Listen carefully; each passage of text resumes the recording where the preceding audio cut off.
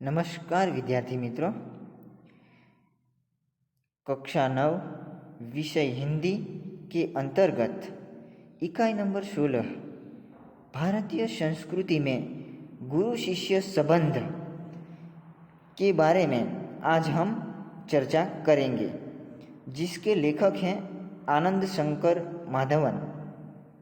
भारतीय संस्कृति में गुरु शिष्य संबंध इकाई का साहित्यिक प्रकार है निबंध। तो विद्यार्थी मित्रों, आज हम पहले इस इकाई के बारे में चर्चा करने से पहले उसकी रूपरेखा प्रस्तावना के रूप में हम थोड़ी चर्चा स्पष्ट करेंगे।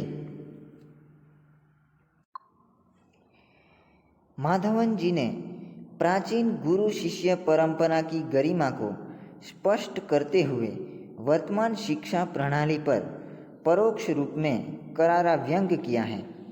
हमारे समाज में व्यावसायिक संस्कृति का बोलबाला है। इस कारण गुरु शिष्य संबंधों में परिवर्तन आया है। पहले विद्यालय मंदिर के समान माने जाते थे। शिक्षा देना एक आध्यात्मिक अनुष्ठान था, वह परम सुख प्राप्ति का एक माध्यम था। उस जमाने में पैसे देकर शिक्षा खरीदी नहीं जाती थी। क्या आज वैसी स्थिति है? क्या आज शिक्षा के क्षेत्र में वही निष्ठा, वही त्याग नजर आता है? लेखक ने हमें अंतर्मुख होकर सोचने के लिए बाध्य किया है। पुराने जमाने में गुरु जंगल में आश्रम बनाकर अपने शिष्यों को भी रहने का स्थान बना देते हैं और आश्रम में वो शिक्षा देते थे। जंगल में वहाँ पर शिक्षा देते थे, उसके बदले में शिष्य को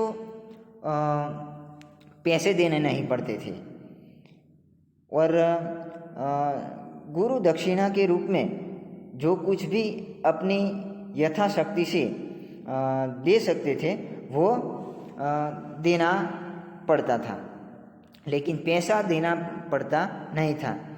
और ये जो शिक्षा प्राप्त करने का जो स्थान था आश्रम, उसे विद्या प्राप्त करने का मंदिर माना जाता था। भगवान का या सरस्वती माता का एक मंदिर के रूप में माना जाता था। गुरु को भगवान के रूप में माने जाते थे।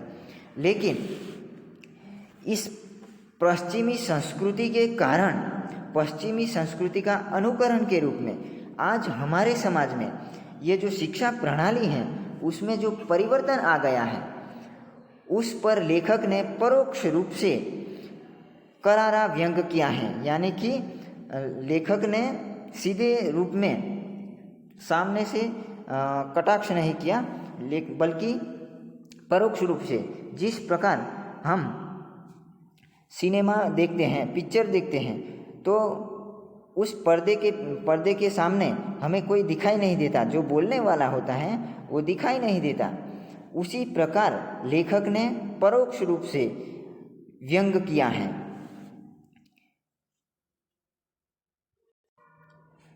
हमारे समाज में व्यावसायिक संस्कृति का बोलबाला है। इस कारण गुरु शिष्य संबंधों में परिवर्तन आया है। यानी कि हमारे समाज में आज ऐसा प्रचलित हो गया है कि व्यावसायिक संस्कृति का, यानी कि व्यवसाय के लिए, धंधे के लिए शिक्षण का माध्यम, शिक्षा देना एक बहुत सारे हमारे गुजरात में या हमारे देश में ट्यूशन क्लासेस खोल दिए हैं। ये उस ट्यूशन क्लासेस में जो बच्चे शिक्षा लेने के लिए, जो बच्चे शिक्षण प्राप्त करने के लिए वहाँ पर आते हैं, उसे शिक्षा देना पड़ता है। ऐसी बहुत सारी प्राइवेट स्कूलें भी खोल दी गई हैं। वहाँ पर हमें उस स्कूल में शिक्षा प्राप्त करने के लिए वहाँ पर सबसे पहले हमें फीस भरनी पड़ती है, हमें पैसे देने पड़ते हैं, तब हमें शिक्षा प्राप्त करते हैं। तो पुराने ज़माने में और इस वर्तमान युग में ये जो गुरु शिष्य के बीच का जो संबंध था, जो शिक्षण प्राप्त करने का जो संबंध था, उसमें परिवर्तन यानी कि बदलाव आ गया है। उस पर लेखक ने व्यंग किया है। पहले के ज़माने में पैसे देकर शिक्षा नहीं खरीदी जाती थी, लेकिन आज हमें पैसे देकर शिक्षा प्राप्त करनी पड़ती है। और पुराने ज़माने में उत्साह और समर्पण के भावना से शिक्षा दी जाती है। आज वैसा नहीं है, आज उसमें बदलाव आ गया है। तो लेखक ने हमें इस उसकी ओर अंगुली निर्देश किया है। हमारे समाज में व्यावसायिक संस्कृति का बोलबाला है। इसी कारण गुरु शिष्य संबंधों में परिवर्तन आया है। हमारे समाज में, आज के युग में, आज के हम जिस समाज में रहते हैं उस समाज में व्यावसायिक संस्कृति यानी कि हम जो धंधा करते हैं, हम जो पैसा कमाने की वृत्ति रखते हैं, वो उसे व्यवसाय कहते हैं। हम जो बिजनेस करते हैं वो जो व्यवसाय एक है व्यावसायिक संस्कृति का बोलबाला है। जो हम धंधा करते हैं उसका बोलबाला है, यानी कि वो प्रचलित है।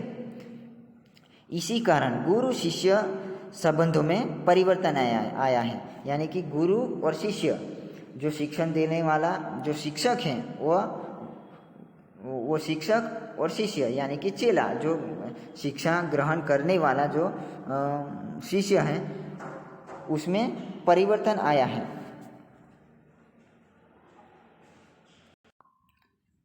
पहले विद्यालय मंदिर के समान माने जाते थे। शिक्षा देना एक आध्यात्मिक अनुष्ठान था। पहले के ज़माने में जो विद्यालय, जो शिक्षा प्राप्त करने का जो स्थान है, विद्या प्राप्त करने का स्थान, विद्यालय यानी कि विद्या प्राप्त करने का स्थान, विद्यालय को मंदिर के समान माना जाता था।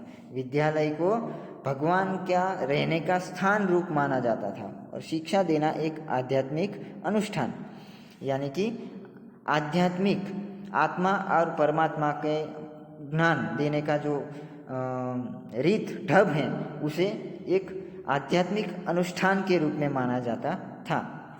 वह परमेश्वर प्राप्ति का एक माध्यम था। शिक्षा देने का एक परमेश्वर प्राप्ति, परमेश्वर यानी कि भगवान, माध्यम का अर्थ होता है साधन। तो भगवान को प्राप्त करने का साधन माना जाता था शिक्षण को। पैसे देकर शिक्षा खरीदी नहीं जाती थी। उस जमाने में हमें शिक्षा प्राप्त करने के लिए पैसा देना पड़ता नहीं था। आज स्थिति बिल्कुल बदल गई है और अब शिक्षण कार्य पेट पालने का साधन बन गया है। आज उस स्थिति में बदलाव आ गया है, बिल्कुल बदल गई यानी कि बदलाव आ गया है। और अब शिक्षण कार्य पेट पालने का साधन बन गया है, यानी कि ये जो शिक्षा देने वाला गुरु है, शिष्य है, उसके लिए पेट का भरण पोषण करने का माध्यम यानी कि साधन बन गया है। शिक्षा देना एक व्यवसाय, धंधा बन गया है कि शिक्षण कार्य करके वो अपना पालन पोषण करता है, अपने कुटुंब का, अपने आप का पालन पोषण करता है, बाल बच्चों का। तो इस गुरु शिष्य के बीच का संबंध जो है, इसमें तफावत आ गया है।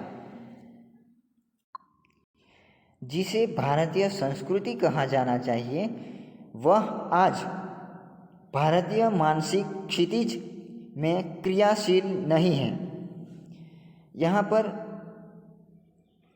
क्षितिज शब्द आया है।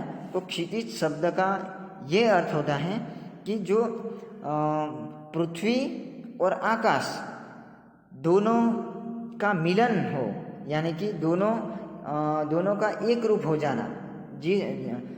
जिस स्थान पर हम आकाश और धरती को एक जैसी ही दिखाई देती है, ऐसा आभास हमें होता है, उस स्थिति को क्षितिज कहा जाता है।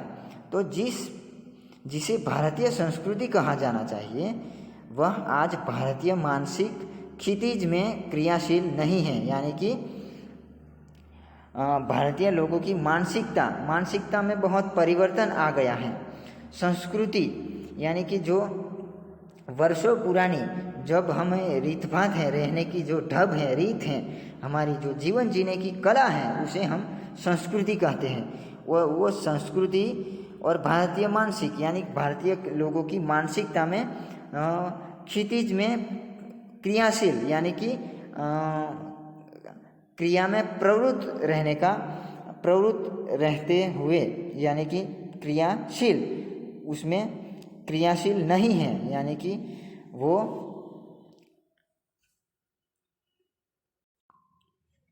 आज एक प्रकार की अव्यवस्थित व्यावसायिक संस्कृति व्याप्त है जिसकी जड़ शायद यूरोप में है। इसका अव्यवस्थित यानी कि व्यवस्थित नहीं होना, एक प्रकार की अव्यवस्थित व्यावसायिक संस्कृति का व्याप्त है, यानी कि इस समय अव्यवस्थित अस्त व्यस्त ढंग से जो व्यावसायिक कला है, व्यावसायिक संस्कृति है, वो व्याप्त है, यानी कि विस्तृत है, हमारे यहाँ मौजूद हैं। इसकी जड़ है यूरोपीय संस्कृति, पाश्चात्य देशों की संस्कृति का जो हमने अनुकरण किया है। इसके लिए हमारे यहाँ जो गुरु शिष्य के बीच जो संबंध हैं, उस संबंध में परिवर्तन आ गया है, ऐसा यहाँ पर कहा जाता है। भारतीयों में सार्वजनिक व्यवहार में गुरु शिष्य संबंध का भी तदनुरूप परिवर्तन हो गया है, यानी कि तदनुरूप यानी कि उसके अनुरूप, उसके अनुसार परिवर्तन हो गया है। भारतीयों में सार्वजनिक यानी कि बहुत सारे सब लोगों में जो व्यवहार है, गुरु शिष्य के बीच का जो संबंध के रूप में व्यवहार हो रहा है, वो पाश्चात्य संस्कृति के अनुसार हो रहा है, ऐसा कहा जाता है। यहाँ गुरु वेतन भोगी नहीं होते थे और न शिष्य को ही शुल्क देना पड़ता था। पुराने ज़माने में गुरु वेतन भोगी नहीं थे, यानी कि गुरु शिक्षा देने के बदले में पैसा नहीं लेते थे और शिष्य को शिक्षा प्राप्त करने के बदले में शुल्क यानी कि पैसा फी देना पड़ता नहीं था।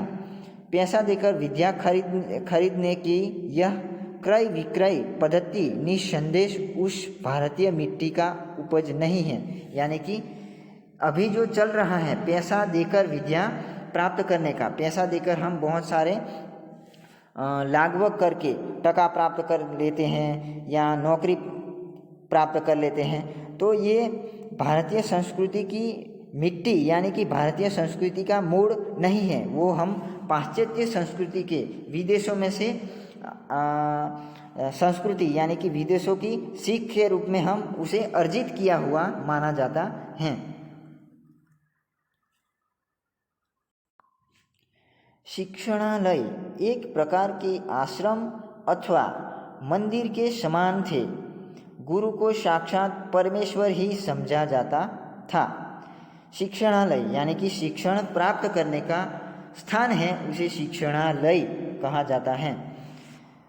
एक प्रकार के आश्रम अथवा मंदिर के समान, भगवान में जिस प्रकार हम भगवान की प्रतिमा मूर्ति को स्थापित करते हैं और उसे स्वयं भगवान है ऐसा हम मान लेते हैं, उसी प्रकार शिक्षणालय को भगवान का स्थान यानी कि शिक्षण ग्रहण करने का, शिक्षण अर्जित करने का, प्राप्त करने का स्थान के रूप में मंदिर माना जाता था। उसी प्रकार गुरु को साक्षात परमेश्वर ही समझा जाता था, यानी कि गुरु को हम साक्षात भगवान के रूप में मान लेते थे, माना जाता था। शिष्य पुत्र से अधिक प्रिय होते थे। पुराने ज़माने में जो गुरु का पुत्र है, वो गुरु अपने पुत्र को जो उसके यहाँ शिक्षा प्राप्त करने के लिए जो शिष्य आए थे, उसको अधिक प्रिय मानते थे। शिष्य को पुत्र से भी अधिक प्रिय माना जाता था। लेकिन आज उसमें बदलाव आ गया है, ऐसा इस पैराग्राफ के माध्यम से लेखक ने कहा है। यहाँ सम्मान मिलना ही शक्ति पाने का रहस्य है। प्राचीन काल में गुरु की शिक्षा दान क्रिया उनका आध्यात्मिक अनुष्ठान थी, परमेश्वर प्राप्ति उसका एक माध्यम था। वह आज पेट पालने का जरिया बन गई है। यानी कि पुराने ज़माने में जो गुरु को शिक्षा देने के बदले में शिक्षा देने के बदले में जो शिष्य की ओर से, लोगों की ओर से जो सम्मान मिलता था, सम्मान मिलता था, वो एक रहस्य माना जाता था, एक ईश्वर ने दिया हुआ जो ईश्वर ने आकस्मिक रूप से जो गुरु को ज्ञान देते थे उसे एक रहस्य माना जाता था। गुरु की शिक्षा दान की क्रिया जो शिष्य गुरु ने जो शिष्य को शिक्षा देता था वो शिक्षा दान कहते हैं। गुरु जो शिष्य को ज्ञान देता है उसे शिक्षा दान कहा जाता है।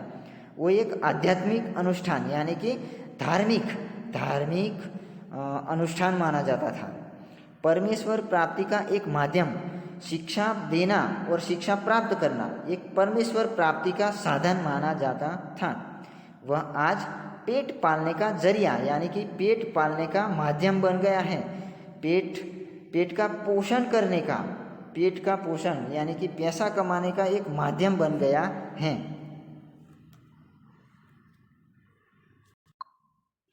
प्रारंभ में विवेकानंद को भारत में महत्वपूर्ण स्थान प्राप्त नहीं हुआ, पर जब उन्होंने अमेरिकन नाम कमा लिया तो भारतवासी दौड़े मालाएं लेकर स्वागत करने। यानी कि प्रारंभ में जब हमारे यहाँ स्वामी विवेकानंद संत बन गए थे और भारत के लोगों को उपदेश देते थे, उस समय भारत के लोगों ने उनके ज्ञान की कदर नहीं की। लेकिन जब उन्होंने अमेरिका में विश्व हिंदू धर्म परिषद में जब भाग लिया और वहाँ उनकी जय जय होने लगी और वहाँ उनका नाम, उनके ज्ञान की कदर हुई, उनको बहुत सा बड़े वक्ता का दर्जा मिला, तब भारतवासी ने उनका स्वागत करने के लिए दौड़ पड़े। तब जाके भारतवासी ने उनके ज्ञान की कदर की। रविंद्रनाथ ठाकुर को भी नोबेल पुरस्कार मिला तो बंगाली लोग दौड़े यह राग आलापते हुए, अमादेर ठाकुर अमादेर कठोर सपूत। यानी कि रविंद्रनाथ ठाकुर एक बंगाली साहित्यकार हैं। वो बंगाली भाषा में लिखते थे और हिंदी भाषा में भी उन्होंने बहुत सारी रचनाएं लिखी। तो ये हमारे राष्ट्रगीत जन गण मन अधिनायक के ये कवि हैं रविंद्रनाथ ठाकुर। तो उनको नोबेल पुरस्कार जब मिला तब बंगाली लोगों ने उसको अमादेर ठाकुर यानी कि हमारे राज्य का ये साहित्यकार हैं, हमारे राज्य का ये परिश्रमी सुपुत्र यानी कि अच्छा पुत्र हैं, ऐसा कहते हुए सब लोग उनका स्वागत करने के लिए दौड़ पड़े। लेकिन उसके पहले उनके ज्ञान की, उनकी साहित्यिक रचनाओं के बारे में उन्होंने कभी कदर नहीं की, ऐसा इसके माध्यम से कहा जाता है।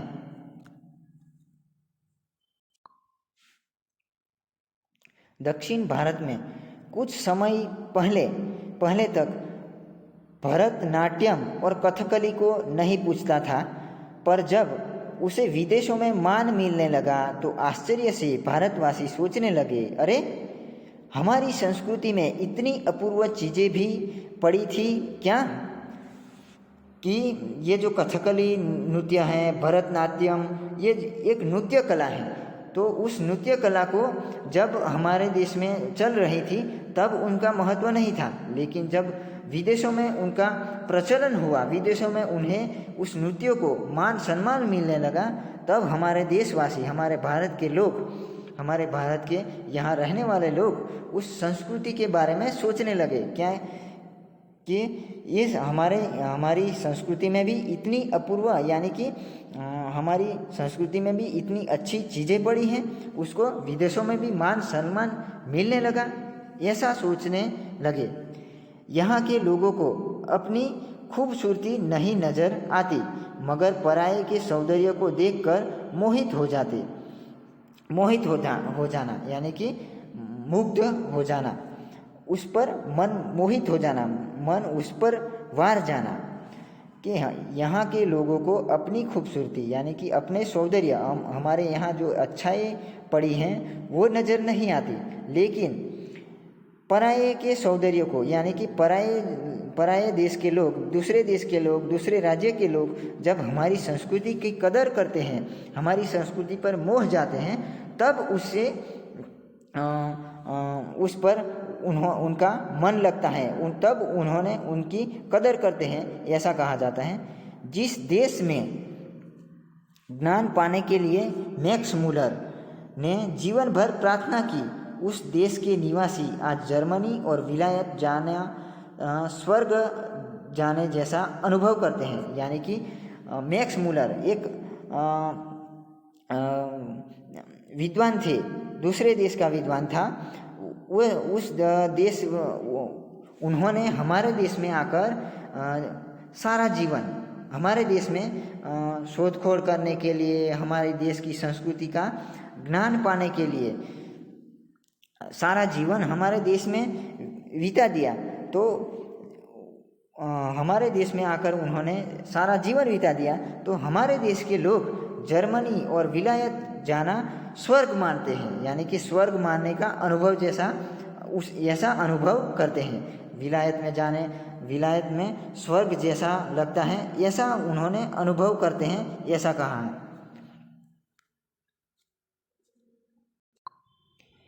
ऐसे लोगों को प्राचीन गुरु शिष्य संबंध की महिमा सुनाना गधे को गणित सिखाने जैसा व्यर्थ प्रयास ही हो सकता है।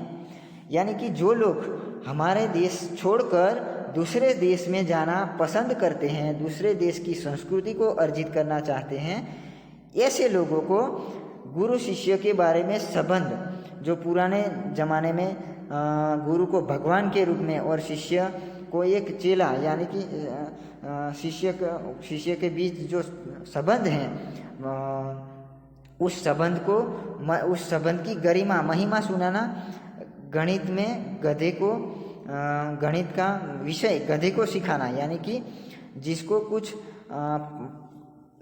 व्यर्थ प्रयत्न करना, यानी कि व्यर्थ प्रयास करना, उसको उस गुरु शिष्य के बारे में महिमा सुनाना व्यर्थ प्रयास करने के बराबर होता है। ऐसा इस पैराग्राफ के माध्यम से लेखक कहना चाहते हैं। तो विद्यार्थी मित्रों, भारतीय संस्कृति में गुरु शिष्य संबंध के बारे में आज हम यहाँ तक चर्चा करते हैं, और बाकी हैं उसके बारे में नेक्स्ट वीडियो में हम चर्चा करेंगे। अस्तु।